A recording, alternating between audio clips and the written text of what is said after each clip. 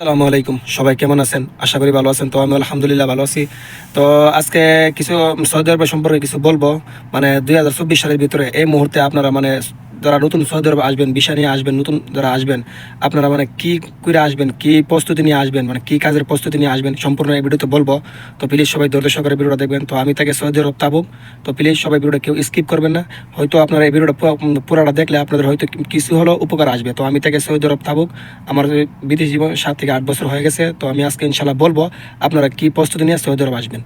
এখন বর্তমানে 2024 সাল 2025 সালের কাছাকাছি। তো এখন বর্তমানে যারা ফ্রি ভিসা আসতেছে, সৌদি আরব ফ্রি ভিসা আসতেছে, ওরার অবস্থা ভীষণ খারাপ। ওরা বর্তমানে এখন বাইরেও কোনো কাজ নাই। এরা বাইরেও বর্তমানে কাজ করতে পারছে না, কোনোখানে কাফালা হইতে পারতেছে না। কারণ কি? কারণ ওরা যে ভিসা নিয়ে আসছে, ভিসা যার থেকে ভিসা নিছে, যার থেকে ভিসাটা নিছে, কদিন আগে আমার রুমে একজন আসছে। এর আগেও আমার রুমে অনেকে আসে। ঠিক আছে। তো যারা বর্তমানে ফিরে ভিসায় আসছে, হ্যাঁ, ওরা এখন বর্তমানে যারা দেশের থেকে দালাল থেকে অথবা অন্য কারো থেকে ভিসা নিছে, দূরের কাছ থেকে ভিসা নিছে, নিয়ে আসে ওরা মনে করছে কি বিদেশ থেকে বিদেশ আইসা, সৌদি আরব আইসা ফ্রি ভিসায় মাসে লাখ লাখ টাকা ইনকাম করে লাগবো। ঠিক আছে। কিন্তু আসার পরে দেখে ফ্রি ভিসার সৌদি আরব কোনো দাম নাই। যারা কোম্পানি ভিসা আসছে অথবা নিজের লোক দূরে আসছে, ওরাই সৌদি আরব কিছু টাকা ইনকাম করতে পারতেছে, কম হলেও শান্তিতে আছে। যারা দালাল দূরে আসছে অথবা দূরের মানুষ দূরে আসছে, ওরা আসার সময় যার থেকে ভিসা নিছে, আসার সময় যার থেকে ভিসা নিছে, ওকে বলছে যে আমাকে শুধু পৌঁছায় দেন।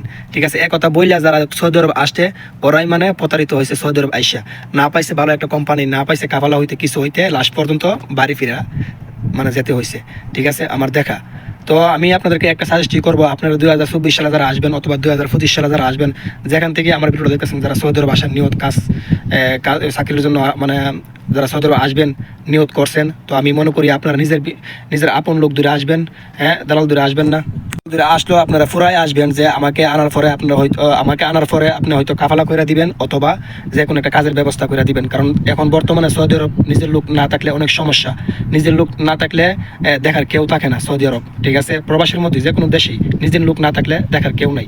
ঠিক আছে। আপনি হয়তো নতুন আইসা প্রথম অবস্থায় বাসা পারবেন না, এটা পারবেন না, সেটা পারবেন না। তো আপনি কিভাবে ইনকাম করবেন, কিভাবে ভালো চাকরি পাইবেন? আপনাদেরকে একটা সাজেস্টই করবো, আপনারা নিজের লোক দূরে আসবেন, অন্য দূরের লোক দূরে আসবেন না। আর আসলেও ফুরাই আসবেন যে আমাকে এনে চাকরি দেওয়া লাগবে। ঠিক আছে। কারণ আপনি নতুন অবস্থায় আসবেন, আসার পরে বাসা পারবেন না। আপনি সৌদি আরব আসলে হয়তো প্রথম অবস্থায় আপনি কিছুই পারবেন না, লুটঘাট কিছুই চিনবেন না, কিচ্ছু চিনবেন না।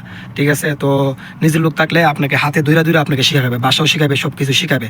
তো আমি চাই না আমার একজন বাঙালি ভাই আইসা প্রতারিত হোক, আইসা সেরা বিপদে পড়ুক। আমি এটা চাই না। তাই আমি আপনাদেরকে একটা ভিডিও করে ব্লগ করে আপনাদেরকে জানাই দিচ্ছি, যারা আমার ভিডিওটা দেখতেছেন বাংলাদেশ থেকে যেখান থেকে দেখতেছেন, প্লিজ আপনারা যখন কাজের চিন্তা করে সৌদি আরব আসবেন, ইনকামের চিন্তা করে আসবেন, তো ভেবে চিন্তা আসবেন, নিজের লোক দূরে আসবেন। আর আসলেও চেষ্টা করবেন ফ্রি ভিসা না আসা, কোম্পানির একটা ভিসা দূরে আসতে। ঠিক আছে।